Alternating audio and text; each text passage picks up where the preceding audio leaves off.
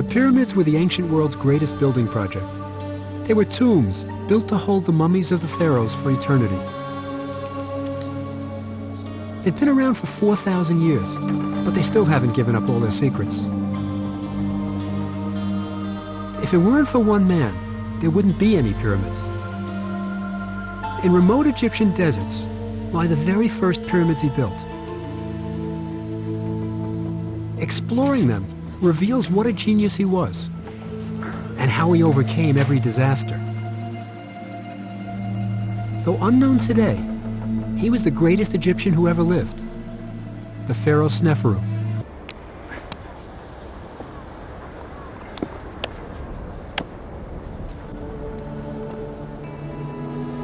The ancient Egyptians never created anything as fantastic, as breathtaking, or as large as the Great Pyramid of Giza.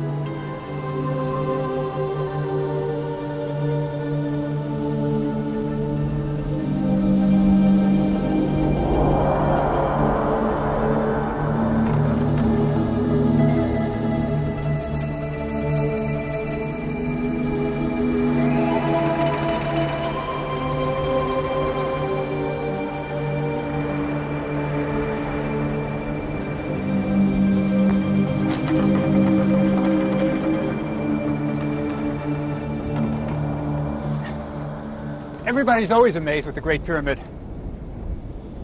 What impresses me most right now is the height. I'm about 40 stories up, and I still have a ways to go.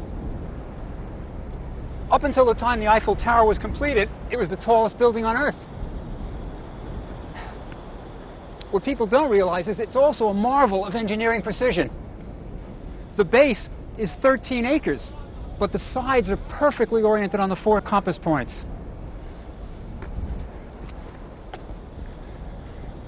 Before a building like this could be built, you had to solve immense engineering problems. The ancient Egyptian builders weren't perfect. There were failures, disasters, problems. And the man who solved the problems, the one who went beyond the disasters, was the pharaoh Sneferu. He's the one who showed Egypt how to build the pyramids. The pharaoh Sneferu was as well known in ancient Egypt as, say, Napoleon or Alexander the Great. But by a strange quirk of fate, he's almost unknown today. That's because it's his sons and grandsons' pyramids at Giza that are visited by every tourist in Egypt. Everyone knows these pyramids. What is far less known is that these pyramids are the final product of the Great Pyramid building age. The supreme effort of dedicated craftsmen who'd inherited their skills from the previous generation.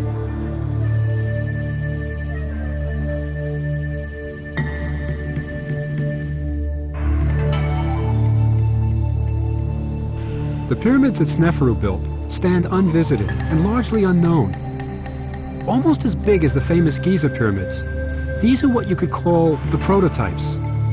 This is where the art of pyramid building was perfected.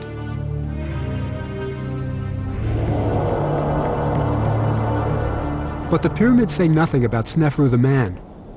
To see what he looked like, you have to go to the crowded Egyptian Museum in Cairo.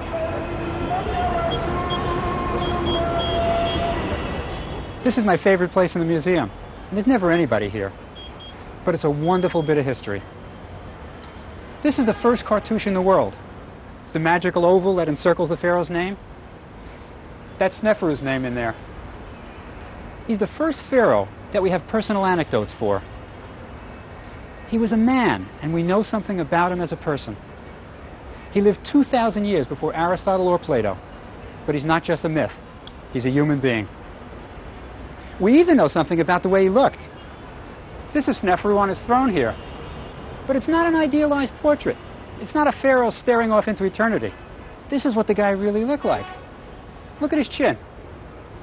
It's a receding chin. He looks like a nerd. But he was a great man who did great things.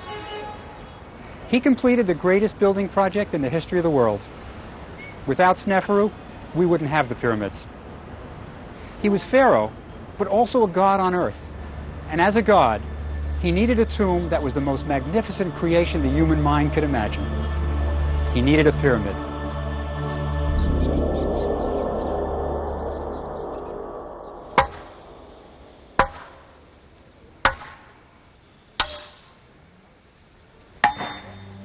It's amazing, but the 6 largest pyramids in Egypt were all built in a period of less than 100 years.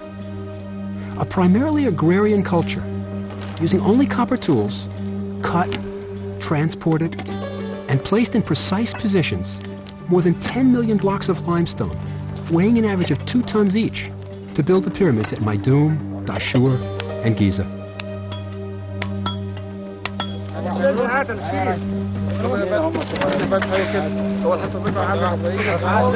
Imagine moving a large block of stone into place every 3 minutes, day and night, continuously, for 100 years. And this was all without using wheels, which would sink into desert sands. Every block was pulled on sleds or rollers to its final place in the pyramid.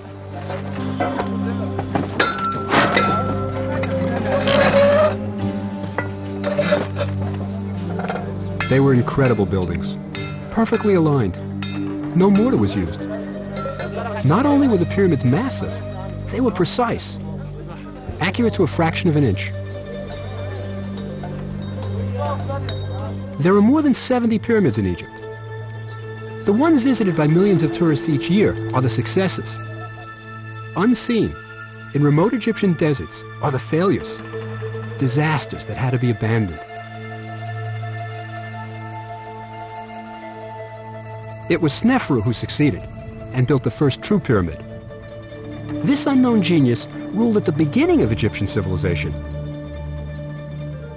His pyramid was already 25 centuries old when Cleopatra showed it to Caesar. Snefru was the first great Egyptian. In a sense, he was the George Washington of Egypt.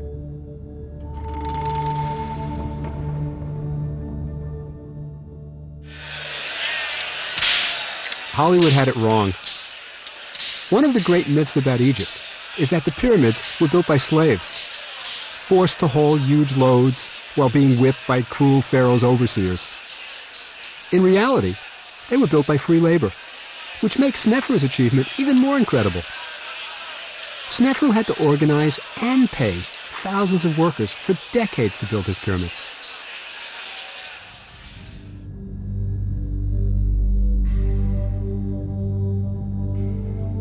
From a nation of farmers, hundreds of thousands of men were selected, divided into teams, coordinated, and dispatched to various work sites. But why did the world's first major building project happen in Egypt?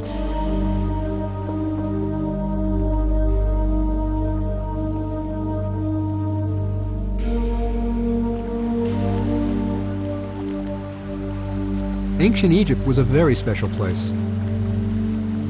Every year, melting snow from distant African mountains flowed north to the sea. The swelling Nile flooded the fields, stopping only when it reached the base of the pyramids.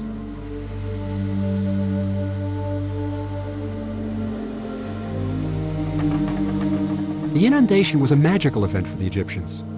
The Nile, carrying rich topsoil from the south, first turned red.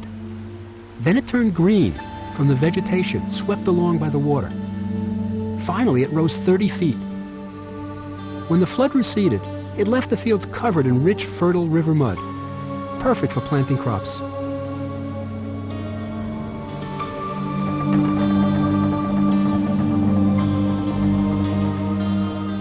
It was the Nile that enabled Snefru to build the pyramids. It was the Nile and the Nile alone that turned the desert green. Without it, Egypt would be a barren desert.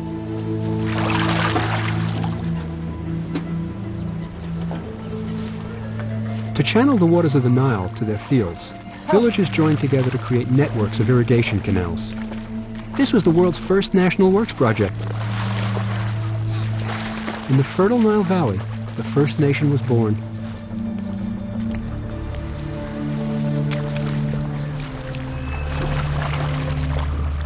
The Nile permitted Egypt to produce endless fields of crops. Flax, grains, vegetables, everything a society needed. It was here that the ability to cooperate on vast projects was born. All that was missing was a great leader.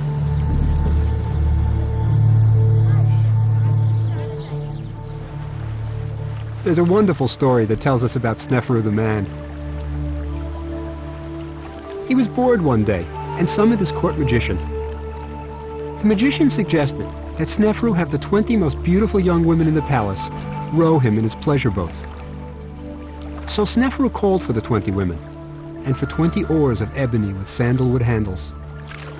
To make the excursion as pleasant as possible, he provided each of the young maidens with a fishnet dress to wear.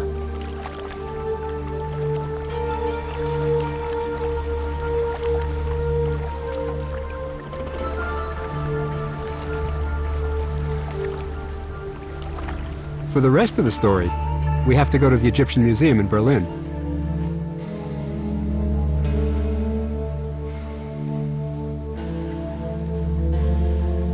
Try carving something like this with only bronze chisels.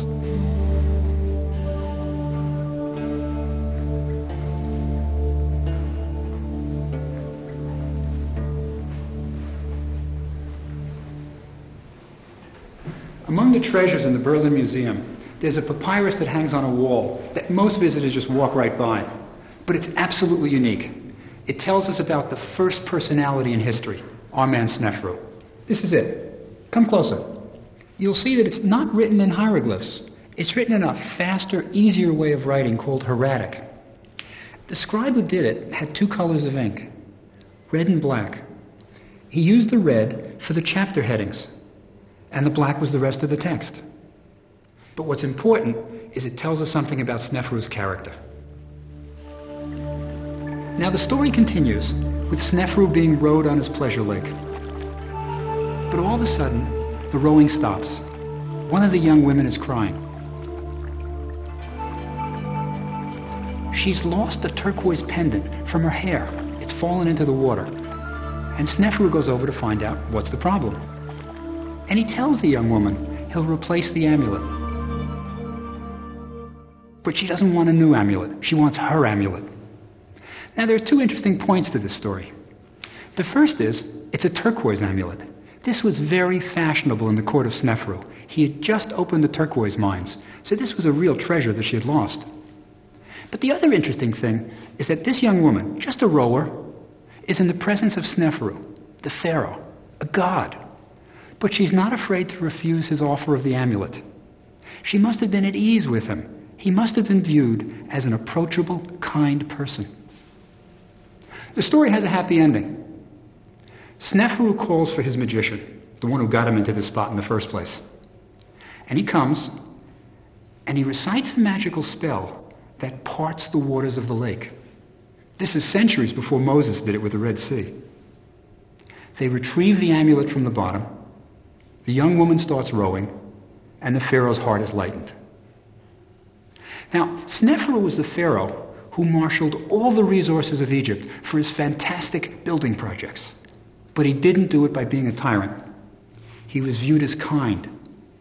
1,000 years after his death, he was viewed as the beneficent king. He was somebody we really would have liked.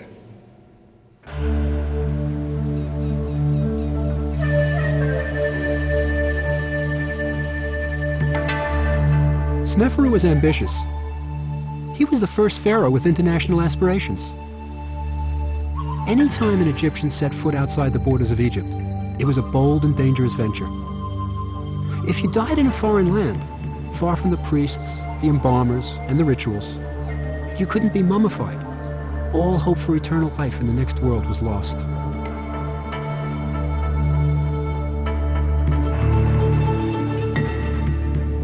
It was Snefru who dared to defy custom. He sent his army on trading expeditions. North to Lebanon for tall cedar logs, east to Sinai for turquoise and minerals, and south to Nubia for gold. Under Snefru, Egypt became an international force to be reckoned with.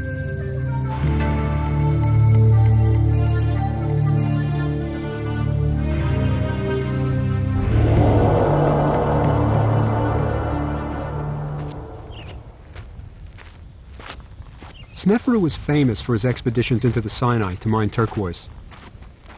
Such a venture required enormous organization. Taking 500 men and donkeys into the eastern desert required probably 30 boats for transport on the Red Sea and 50 tons of food a day.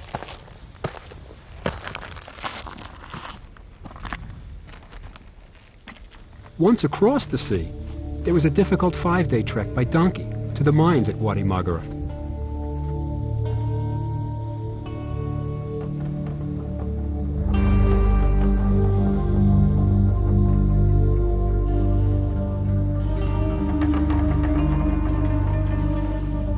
Tunneling into the mountains in search of turquoise was dangerous. But an even greater danger was the hostile Bedouin tribes. Snefru and his army made the Sinai safe for the miners.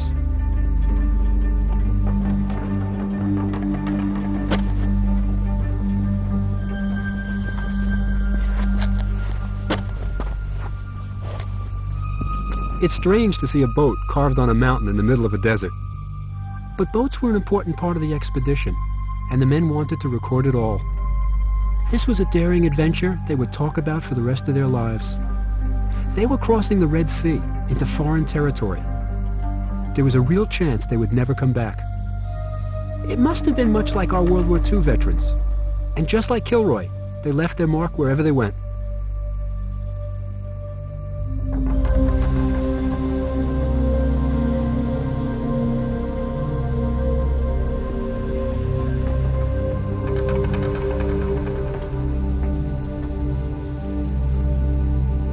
On top of a mountain was a sacred cave where the miners slept to have dreams of where the turquoise would be found.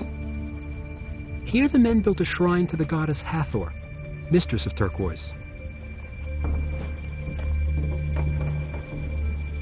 Building the shrine took workers away from the mines, but the kindly Snefru permitted it. He even sent skilled stone carvers so the men could record their expedition's success, creating a field of engraved tablets.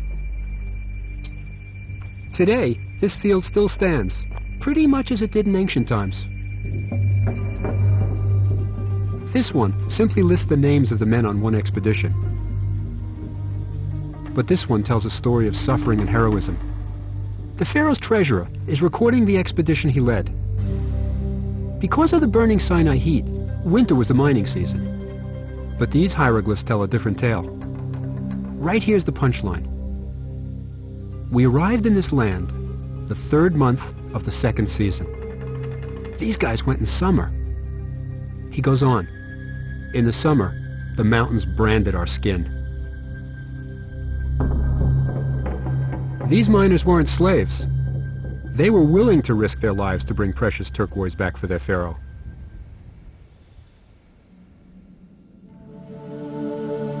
The turquoise that the miners brought back from the Sinai was fashioned into butterfly inlays for finely crafted bracelets, gifts from Snefru to his wife, Queen Hetepheres.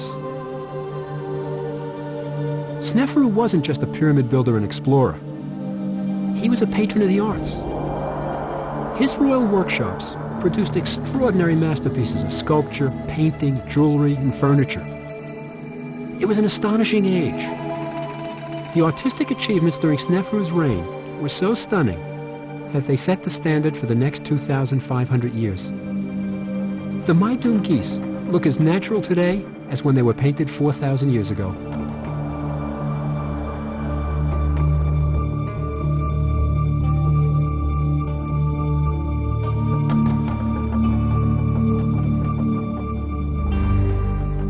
The statues of Snefru's sons are the first great portraits in stone and have never been surpassed.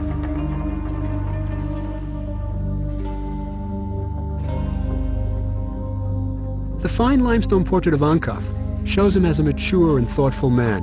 A bit heavy. He's successful. Ankaf's brother, Hemienu, has rolls of fat. He's really prosperous.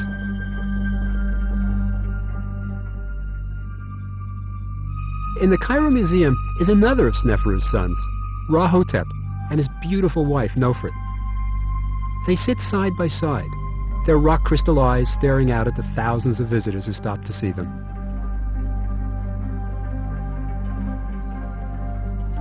There's a wonderful detail here. Egyptian women often wore wigs, and you can see Nofret's own hair on her forehead peeking out from under her wig. The furniture that Snefru had constructed for his wife is among the most beautiful ever made in ancient Egypt. They're masterpieces of simplicity, The lines are straight and clean and elegant. No need for a gaudy display of gold here. Merely beautiful gold hieroglyphs to proclaim the Queen's titles.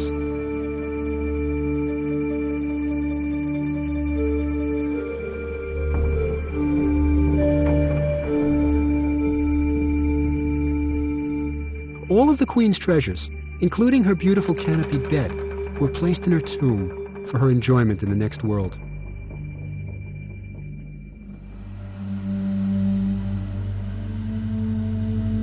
The ancient Egyptians were resurrectionists.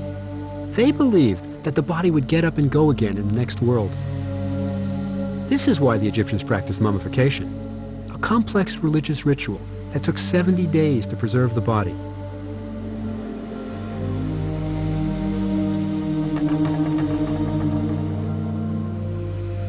It was absolutely crucial to protect the mummy from tomb robbers.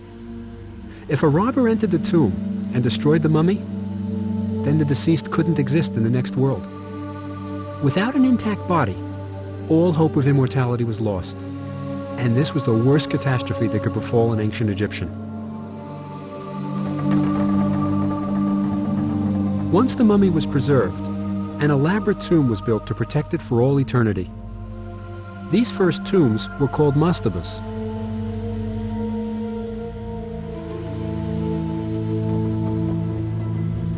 These mastabas were carved into the bedrock beneath the sand.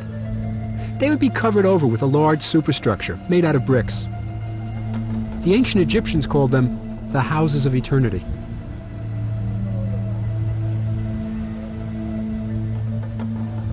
This mastaba was one of the largest ever built.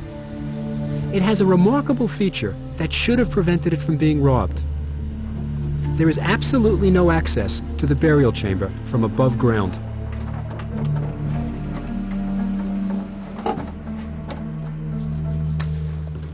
I'm going down into the mastaba the only way possible. Through the robber's entrance, they tunneled through the mud brick, through the bedrock, and into the entrance to the burial chamber right here.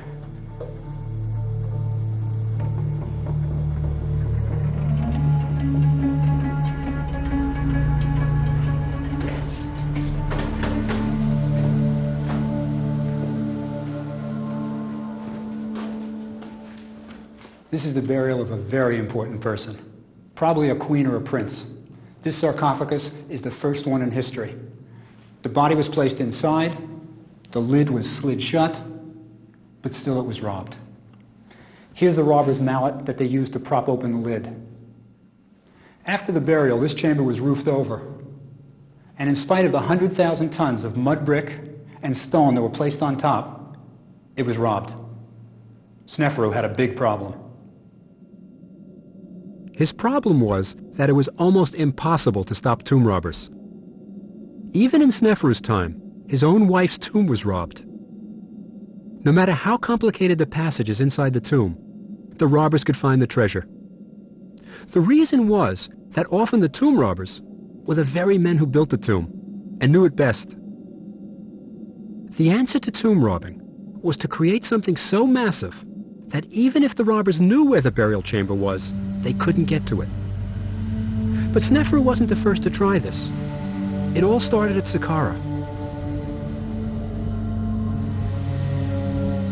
The step pyramid of Saqqara was completed during Sneferu's childhood, and it would have a profound effect on his life. The amazing thing about the step pyramid is that it's the first major stone building ever constructed. You would think that first there would be small stone buildings, and then larger and more ambitious ones, until something really grand was built. But it didn't happen that way. All of a sudden, out of nowhere, was the step pyramid.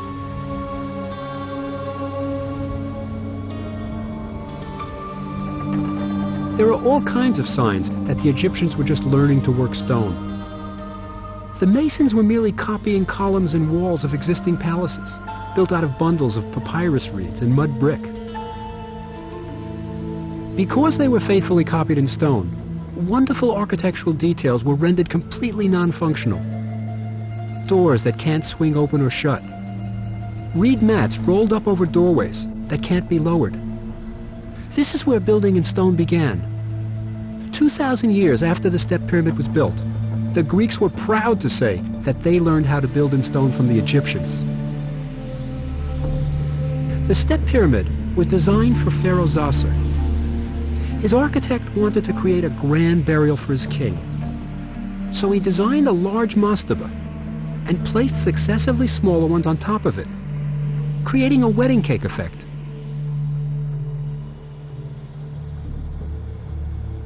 Because this was the first large stone building in the world, the builders faced many new problems.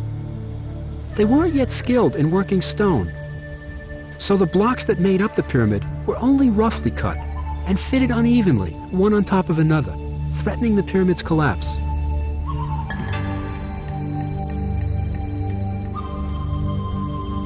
The architect solved the problem by slanting the walls inward, so the pyramid was literally leaning against itself, preventing the unstable mass from collapsing.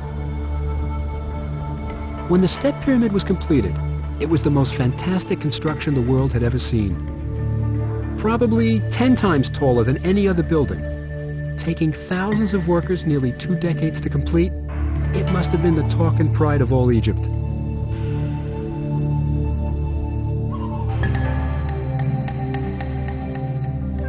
You can bet that when Snefru was a kid, he was fascinated by the pyramid, and maybe even dreamed of building his own.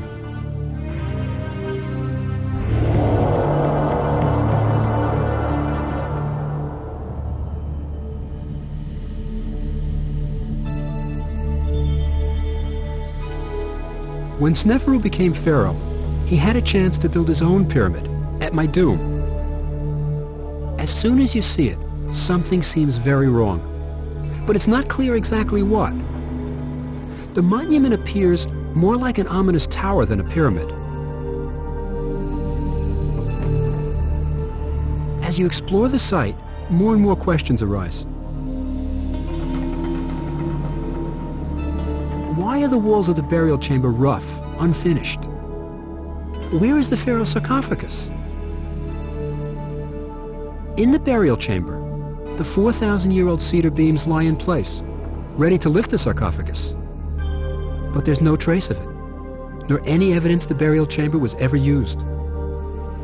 It still represents a major architectural breakthrough. This is the first above-ground burial chamber in Egypt. Creating a room inside a pyramid, instead of under it, caused a tremendous problem.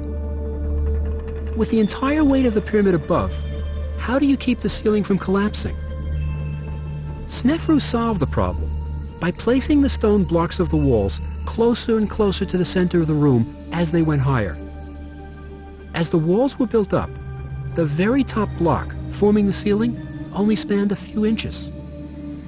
The problem was solved, and the first corbelled ceiling in history was created.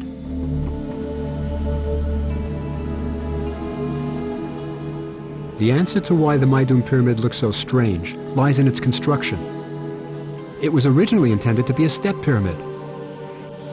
As it neared completion, it was expanded several times, probably because it was believed that a pyramid should not be finished before the pharaoh's death.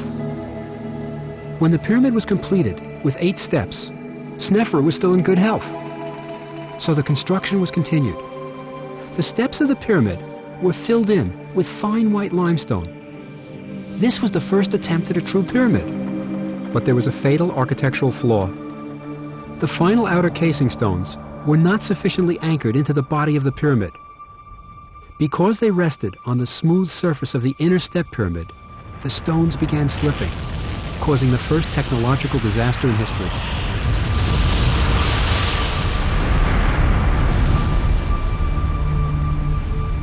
That's why the pyramid looks so strange today. Later generations found it easy to quarry the loose stones, leaving only the steep inner core. What we see today is the result of 5,000 years of vandalism. Snefru had to abandon his pyramid. That's why in the little chapel at its base, the large stone tablets were never inscribed. That's why the burial chamber walls were left rough and unfinished. And that's why the ancient cedar beams were never used to lift the pharaoh's sarcophagus into its final resting place.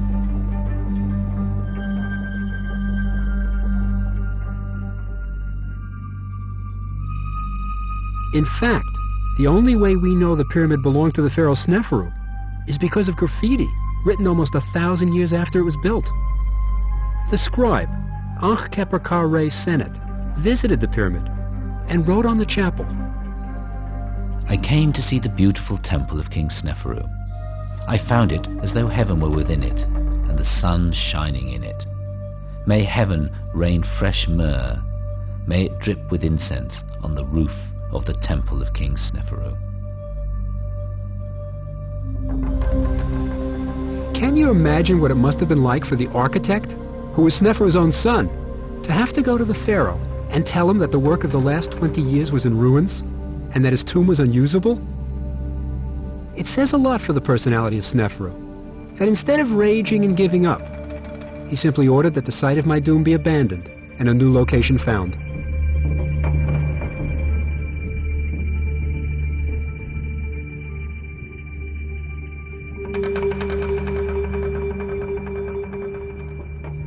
Still in need of a burial place, our man Sneferu proceeded full steam ahead to build a monument even more ambitious than the Maidum disaster. A pyramid more than twice the volume of the one abandoned. A monument that would far outshine anything the world had ever seen. Here, of course, the architects had the benefit of their experience. The Dashua pyramid was designed from the beginning as a true pyramid. Learning from the earlier failure, the masons used much larger casing stones. This made it possible to properly tie them into the masonry of the pyramid. They also inclined the blocks inward toward the center of the pyramid. This technique was so successful that the pyramid is the only one with most of its outer casing stones still in place today.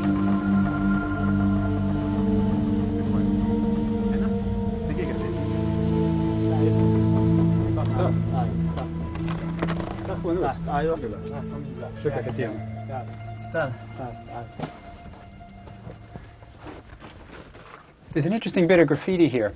Hundreds of years after Sneferu was dead, a priest by the name of Wanok came here and wrote his name. He still wanted to be associated with Sneferu. The hieroglyphs are interesting for priests. There's a little bowl here that's pouring out water. That means to purify. And if you put a man behind it, it's a man who purifies, a priest. That's Wanok. Mohammed, Tala.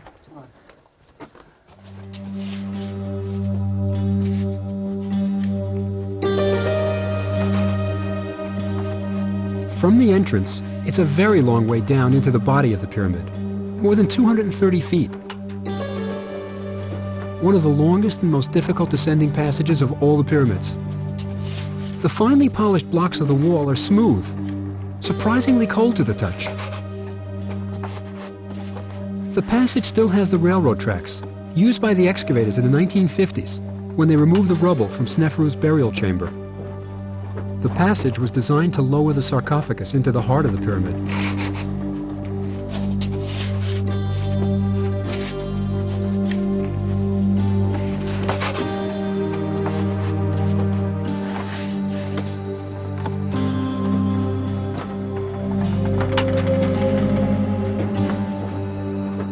Once the corridor descends beneath the bedrock, there are no more smooth blocks, and the walls become very rough. We still have to go another 150 feet underground, beneath the pyramid, into the bedrock.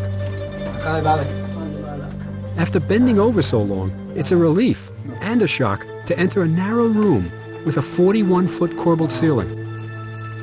Incredible.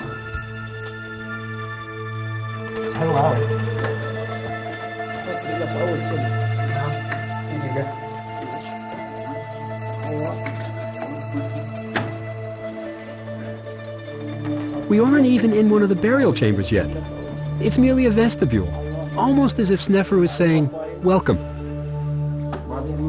To get to the burial chamber, you have to climb up a swaying rope ladder.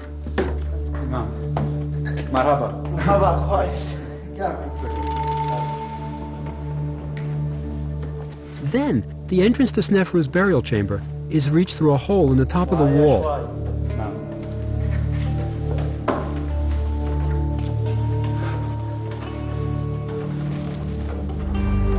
This is the reason for the massive ladder. After the rope ladder, this one seems very firm.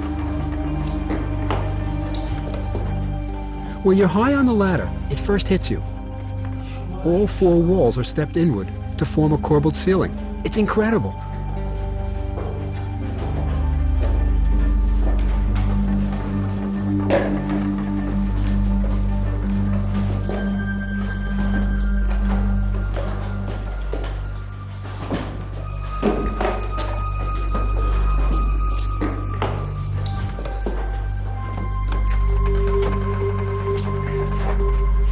Crawling through the narrow tunnel made by ancient tomb robbers, we finally hit the corridor through which Sneferu's mummy would have passed on the way to the burial chamber. Amazingly, there's a strong, constant breeze of fresh air here. Some investigators think there are hidden passages yet to be discovered.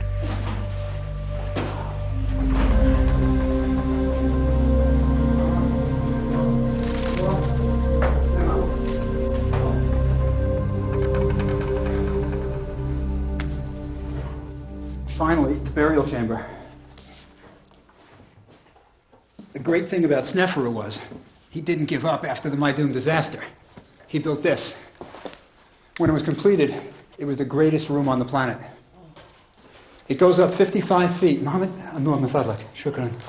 55 feet up, corbelled ceiling. The walls go in all the way up to the top. But there was a problem. The wall started to move under the tremendous weight of the pyramid above it.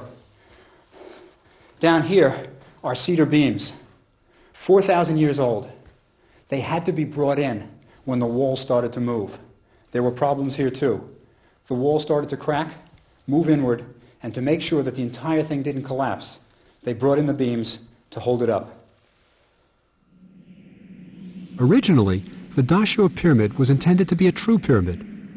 But when the problem of the burial chamber developed, Sneferu's architects decided to finish it by reducing the angle from 54 degrees to 43 degrees, which is why it's called the bent pyramid. This reduced the amount of stone needed to complete the pyramid and lessened the weight on the chambers inside. Despite this, the pyramid was still too dangerous for the burial of Sneferu's mummy. Sneferu had built the two largest buildings in the history of the world, and both were unusable. Amazingly, he didn't give up. But now, time was running out for the aging pharaoh. He had to build a successful pyramid for his final resting place. The bent pyramid must have inspired a sense of pride among the Egyptians. Instead of abandoning the site, as he had done at Maidum, Sneferu built his last pyramid less than a mile away. Today, when the sun hits it, it appears red. All indications are that it was a total success. The burial chamber is stable, and it stands as the first true pyramid in history.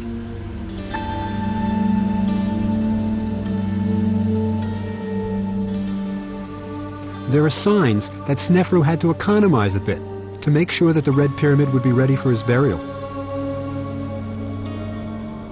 It's smaller than the bent pyramid, and its sides slope at a conservative 43 degrees.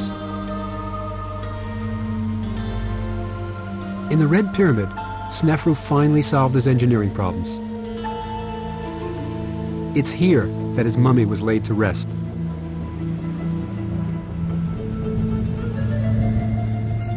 Centuries after his death, pious priests of the cult of Sneferu were placing bread and beer here for the soul of the pharaoh, so that he might have life, prosperity, stability forever.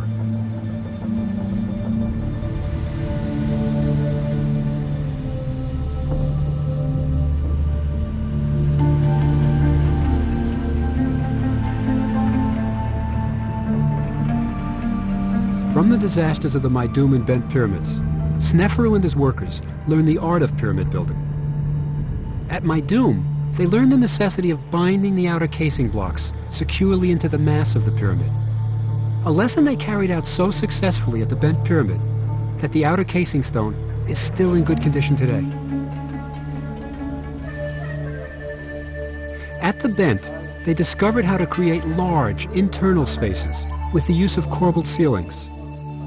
And they also learned the problems this can cause. It's from Sneferu's pyramids that the ancient Egyptians developed the skills to cut, move, and fit large blocks of stone to build the pyramids of Meidum, Dashur, and eventually the greatest pyramids of all at Giza.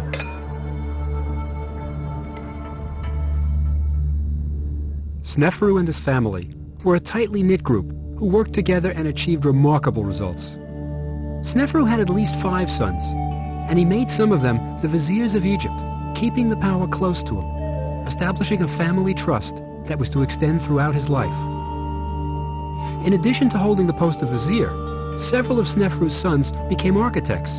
The Sneferu brothers were really in the construction business. One of the most famous is Ankaf, the architect of the second largest pyramid on the Giza Plateau. Ankaf's brother, Hemienu, became vizier to another brother, the pharaoh Cheops. Hemienu was probably the architect of the Great Pyramid. Ra-Nefer, one of the sons who didn't go into pyramid building, was only a high priest and general of the army. He was a family underachiever. This is an amazing family that produced amazing results. The effect of the brothers growing up with a father obsessed with pyramid building is clear. You can imagine the sons accompanying their father, first to view the progress of the Meidum Pyramid, then the Bent Pyramid, and finally the Red Pyramid. The passions of the father were truly passed to the sons. Sneferu's most famous son, by far, was Cheops, his successor, who is remembered today as the pharaoh who built the Great Pyramid, one of the 7 wonders of the world. The Great Pyramid is really Sneferu's legacy to his son. This amazing monument couldn't have been built without the problems having been solved and lessons learned during Sneferu's incredible building career.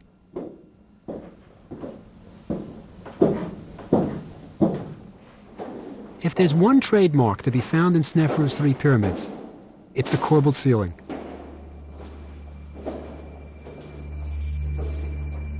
This ingenious solution to distributing the weight of the stone blocks above the burial chamber is what made it all possible. From the cautious start at Meidum to the spectacular ceilings of the pyramids of Dashur, it was just a small step to its ultimate expression here in the Grand Gallery of the Great Pyramid of Cheops.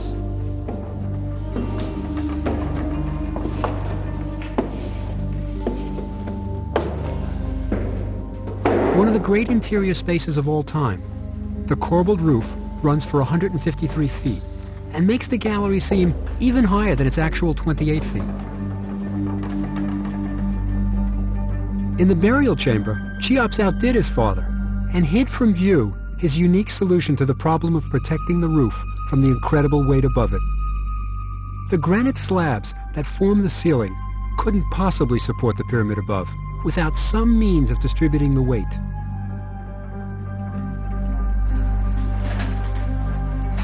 To see Cheops' solution, you have to climb through a hole in the very top of the Grand Gallery.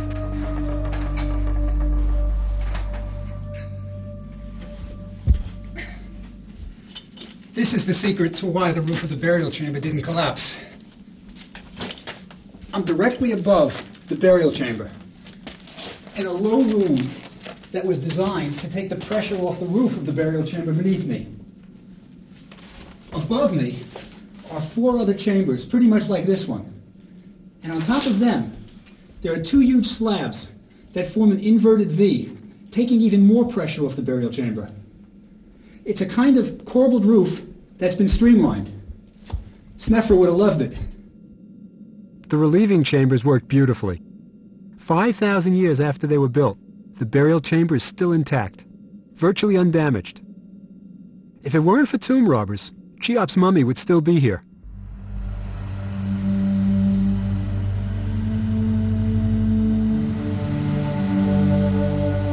Not only did Sneferu pave the way for his son Cheops to build the greatest pyramid in the world, Sneferu's pursuit of foreign trade ultimately provided Cheops with one of the most important things he would take with him to the next world.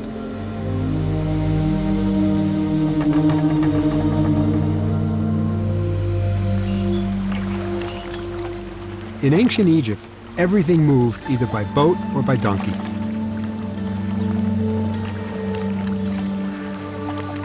Donkeys for short hauls, and boats for any great distance.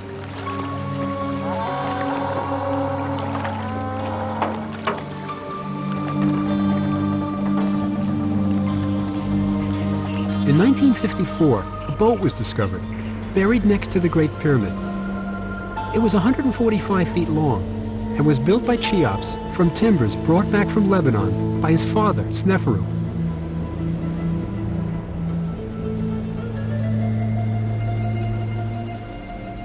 The boat was found dismantled, but the cedar planks were still strong enough for the boat to be reassembled. Some of the timbers are so large that there are no cedar trees left on Earth that could replicate them. Typical of ancient Egyptian boat design, the planks were tied together. When placed in the water, the wood would swell and the ropes would shrink, sealing the holes and keeping water out. The boat didn't have a mast and sails, and only had oars to propel it. But what was the purpose of this boat? Was it used in real life by the pharaoh? Or was it intended for the pharaoh's last journey across the sky into the next world?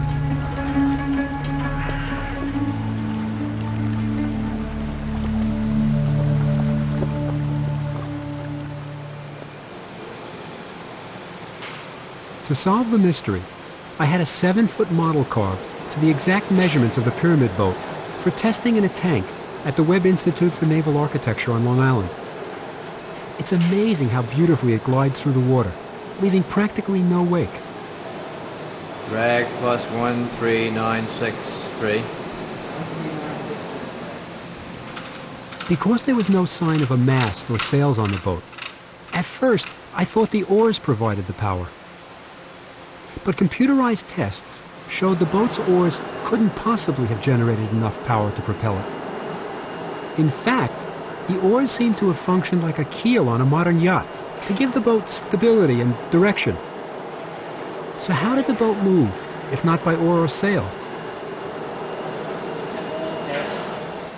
This is no heel, no yaw.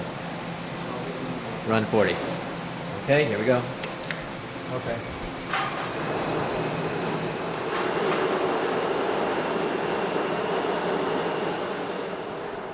We know that ritual boats were often towed in ancient Egypt, as they transported the body of the deceased from the east to the west bank for final burial.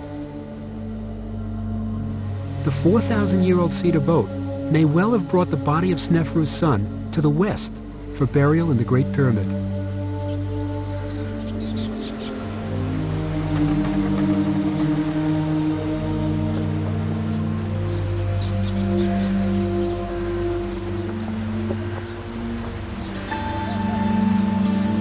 When the pharaoh died, his body would have crossed the Nile and landed close to where the Sphinx now stands. His body would have been taken a short distance to the Valley Temple, where it would have been carefully mummified.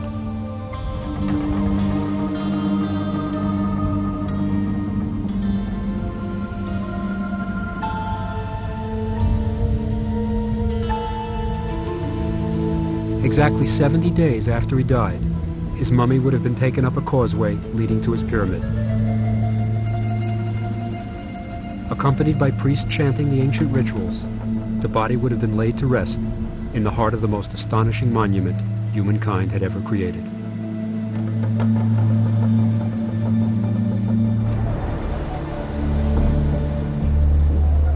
The great era of pyramid building lasted only as long as Sneferu's family ruled.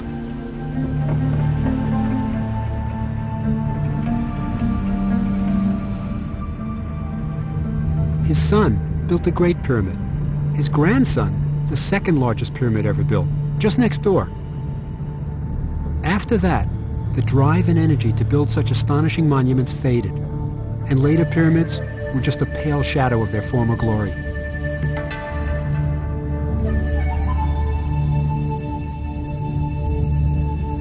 Ancient Egyptians looked back at the time of Sneferu as their golden age.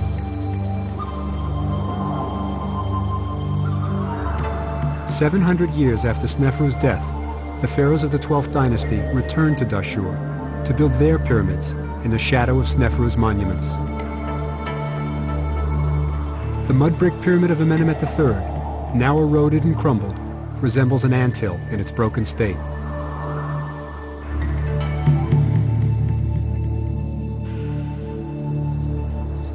They would never build a pyramid like this one again.